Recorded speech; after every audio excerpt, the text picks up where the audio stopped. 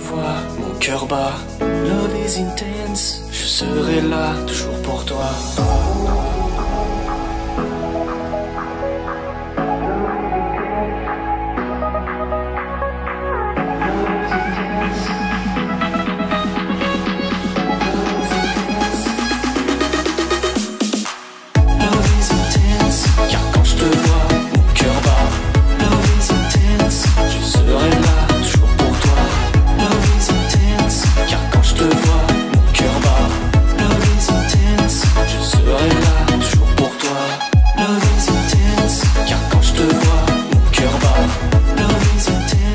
Hai, ini Flo, dan kali ini aku mau share informasi tentang email.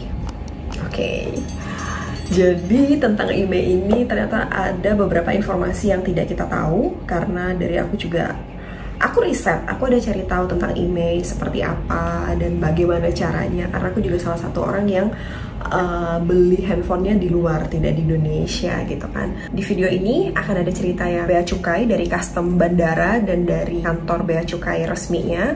Ada tips juga yang mau aku kasih, bayarnya berapa, selengkapnya di video ini. Pokoknya tonton sampai habis, atau mungkin kamu juga mau share informasi ini sama siapa kamu, teman-teman kamu. Ya, I'd like to say thanks for that then, and enjoy this video. Ingat, tonton sampai habis, oke?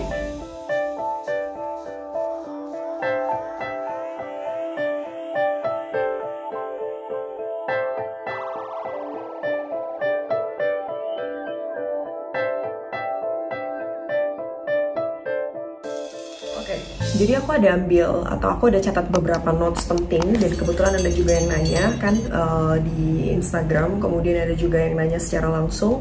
Bahkan aku juga ada cerita ke teman-temanku kalau akhirnya aku bayar email nih segini bayarnya. Wah gila, banyak banget gini bayar segini. Terus gimana tuh jadinya? Nah, banyak yang nanya dan informasi yang kita dapatkan juga kayaknya masih minim, dan aku ngerasa kayaknya di YouTube adalah platform yang tepat juga untuk bisa cerita. Sebelumnya waktu sebelum bayar aku tuh kayak masih minim informasi gitu loh, kayak gimana sih ini sebenarnya, kayak gimana gitu kan. Ya research, setelah cari tahu ternyata email itu tuh kayak identitasnya handphone. Jadi apa sih sebenarnya email itu? Email itu adalah International Mobile Equipment Identity.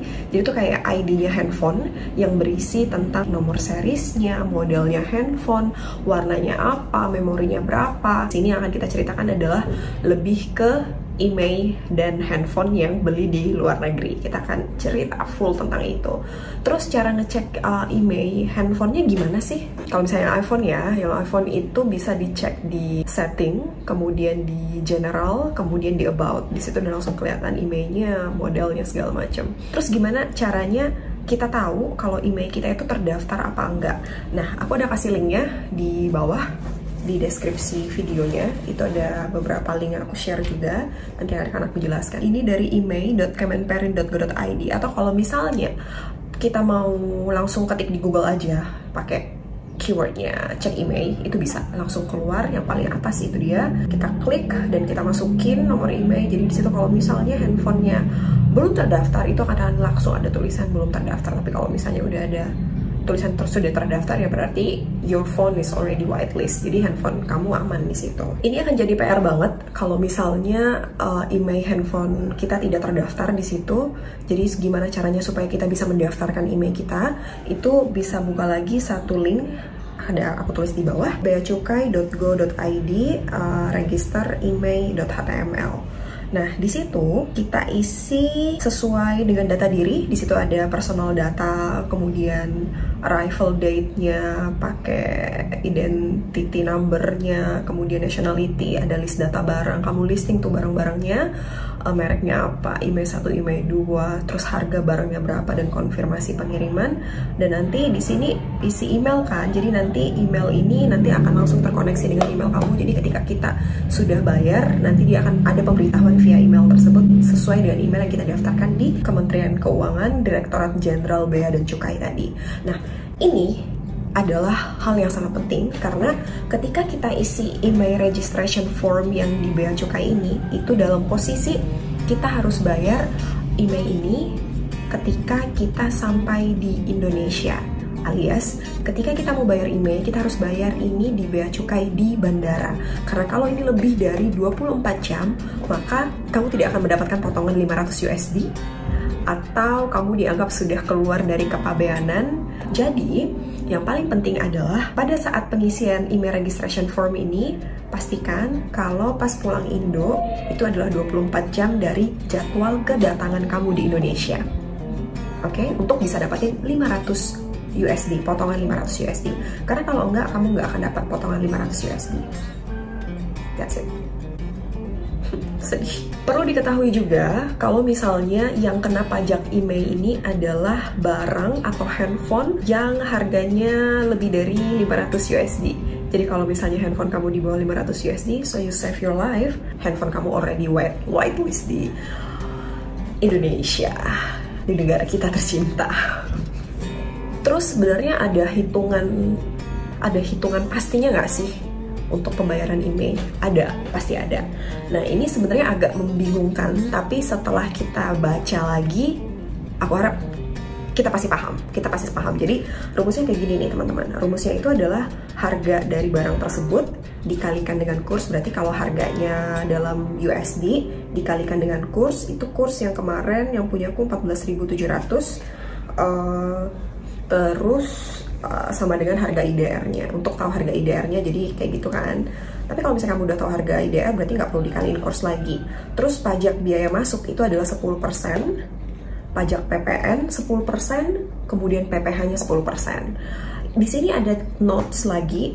Jadi kalau misalnya kamu punya NPWP, jadi kalau misalnya kamu punya NPWP, berarti pajak PPh cuma 10%. Tapi kalau misalnya kamu nggak punya NPWP, itu pajak PPh bisa sampai 15%. Pokoknya lebih dari 10%.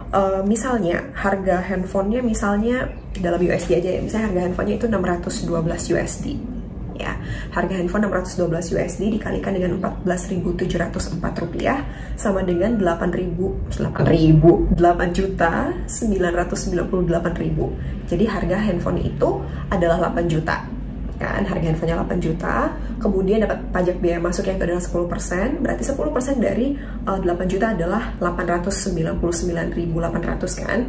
Kemudian PPN-nya lagi 10% sama harganya 899.800, kemudian tambah lagi pajak PPh itu adalah 899.800. Nah, dari pajak 3 ini, dari pajak biaya masuk, pajak PPN-nya, kemudian PPh-nya, itu 3 pajak ditambahin, dijumlahin. Nah, total dari ketiga pajak itulah adalah jumlah yang harus dibayarkan untuk email. Jadi total dari pajak itu adalah Rp2.880.000. Jadi itu nominal yang harus dibayar di bea cukai, di custom untuk pajak emailnya. Nyaris 3 juta bayar pajak, yes.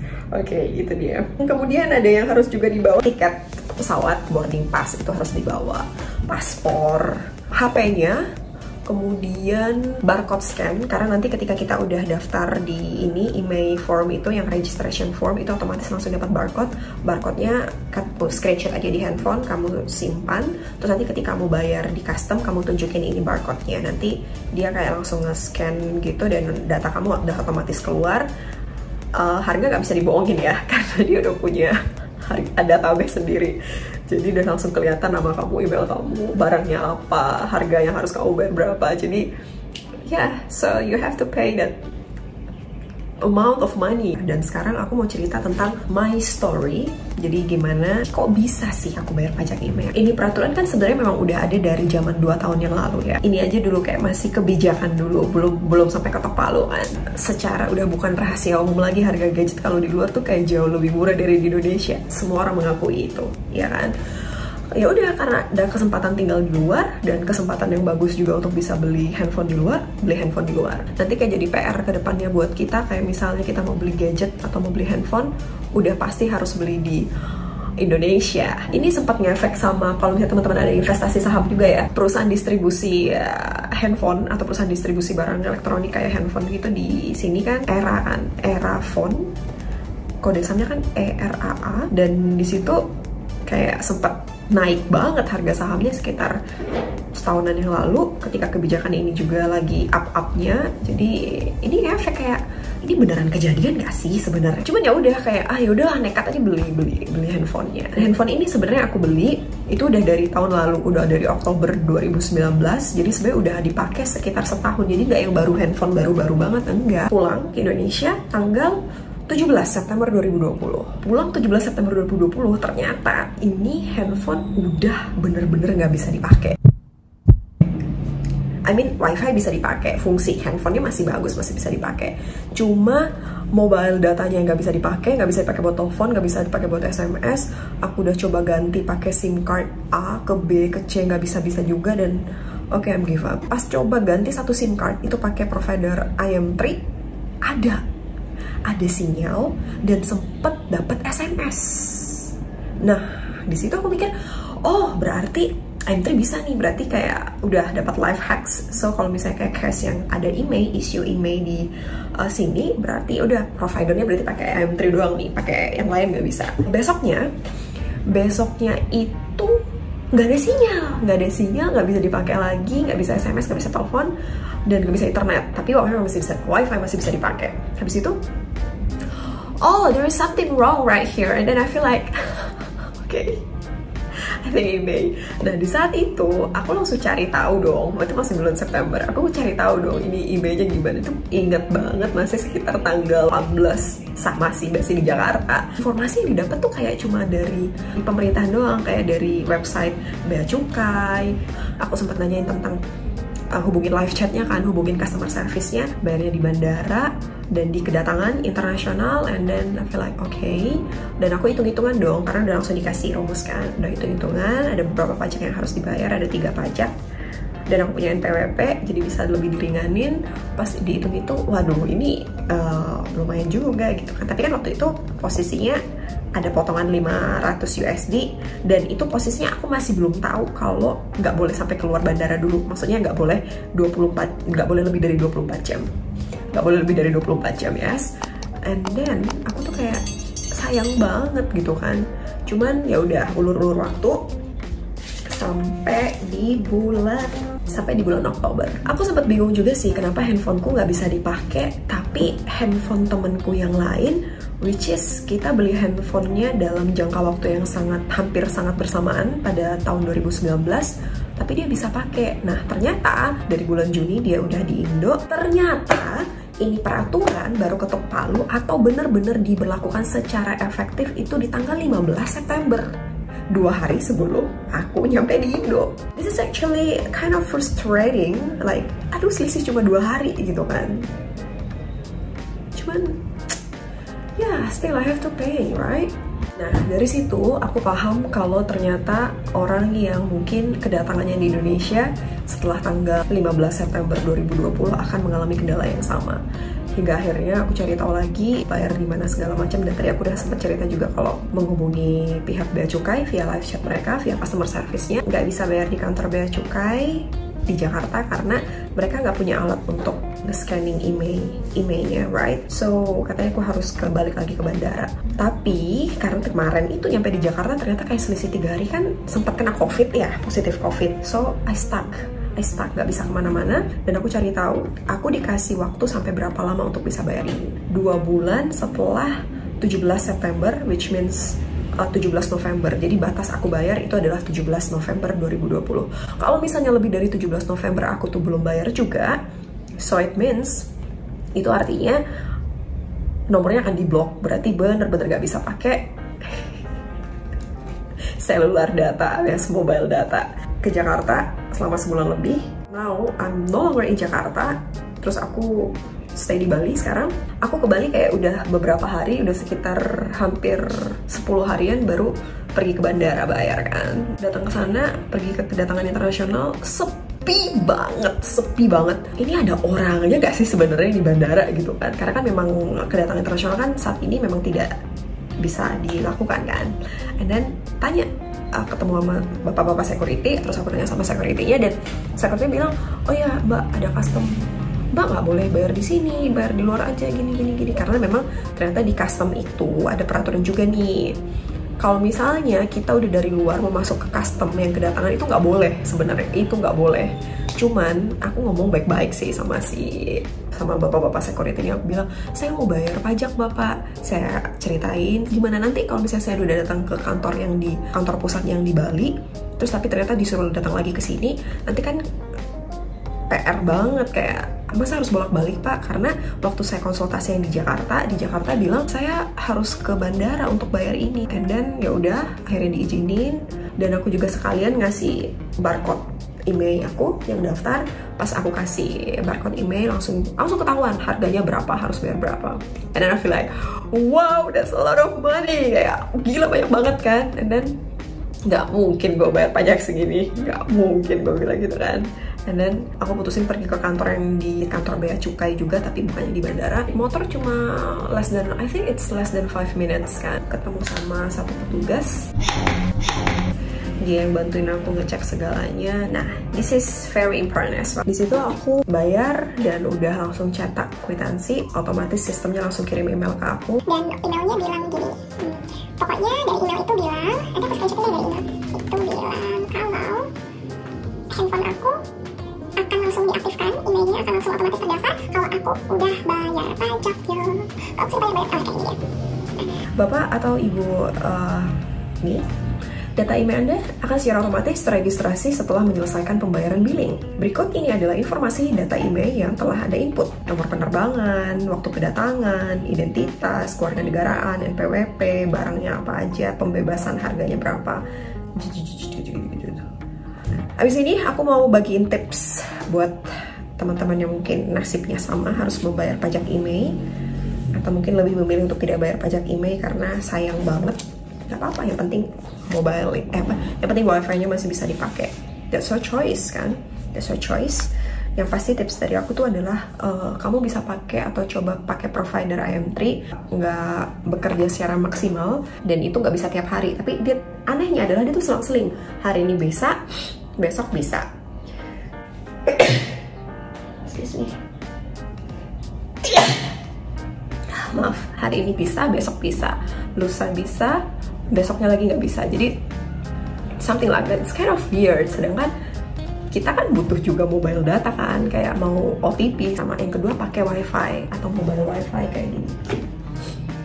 It kind of helps kayak gini. Jadi buat kamu yang pengen maksimalin pakai wifi, itu boleh. Berikutnya itu adalah kamu akan mendapatkan biaya potongan 500 USD kalau kedatangan kamu di bandara di Indonesia itu tidak lebih dari 24 jam. Jadi kalau misalnya lebih dari 24 jam kamu datang di Jakarta misalnya, dan kamu mau bayar, itu nggak bisa lagi. Tapi kalau misalnya kurang dari 24 jam dan kamu mau bayar, kamu dapat potongan 500 USD and it save your life a lot. 500 USD 3 itu lobby.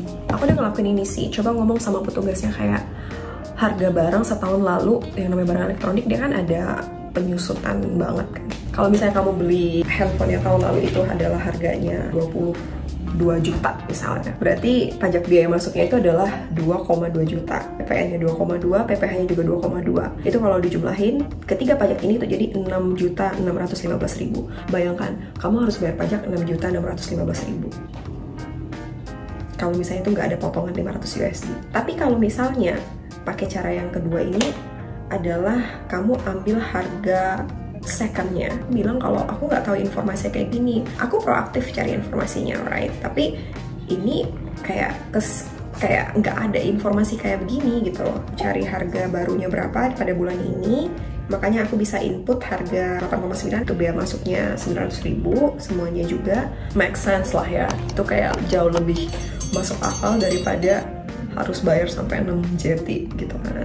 To sum up, I don't have potongan 500 USD karena aku bayarannya waktu itu kayak udah telat banget sebulan atau lewat dari 3 minggu atau 4 minggu untuk bayar ini, makanya otomatis nggak bisa dapat potongan 500 USD kan. Jadi yang aku lakukan adalah aku pakai harga yang baru, harga barang yang tadinya 20-an jadinya 9. ngomong baik-baik aja sama petugasnya. Mereka menolong banget kok, maksudnya mereka informatif, dan pas aku bayar pajak itu juga kayak banyak banget orang-orang alias turis itu banyak bayar pajak ini. Kalau misalnya mau diberlakukan sistem kayak turis, even kamu orang Indonesia dan kamu dengan alasan kamu bayar pajak IMEI-nya karena terlalu mahal, that's your right, itu keputusan kamu.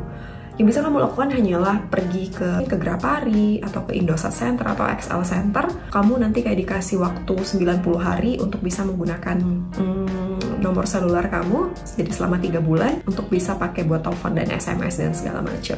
Tapi kalau misalnya udah lebih dari 3 bulan, itu otomatis nomor kamu akan diblokir. Nah, tapi kalau misalnya kamu pergi dari Indonesia, nomor kamu udah diblokir nih karena kamu nggak bayar pajak IMEI, and then you pergi ke luar negeri lagi, terus kamu pulang lagi ke Indonesia, udah pergi pulang lagi ke Indonesia, dan kamu daftar lagi kayak aku bilang tadi yang registrasi IMEI, kamu bisa bayar, kamu tetap bisa bayar, dan kamu tetap bisa dapat potongan harga yang 500 USD. Cermati aja plan kamu, apakah memang kamu stay di Indonesia atau kamu masih bolak-balik di Indonesia. Tapi kalau misalnya kamu tidak stay di Indonesia sih, menurut aku tidak usah bayar pajak, nggak perlu. Apalagi kalau misalnya kamu masih stay-nya kayak cuma 3 bulanan doang, nggak apa-apa, mending nggak usah bayar. Tapi kalau misalnya kamu memutuskan untuk lagi musim corona gini kayaknya lama deh gue tinggal di negara gue, ya udah berarti you harus bayar pajak gitu kan, dengan hitungan tadi. Nah, semoga informasi ini bermanfaat. Terima kasih sekali lagi untuk yang udah nonton. Jangan lupa jaga kesehatan dan stay hydrate yourself, olahraga terus. Bye. Mon cœur bat, love is intense, je serai là toujours pour toi.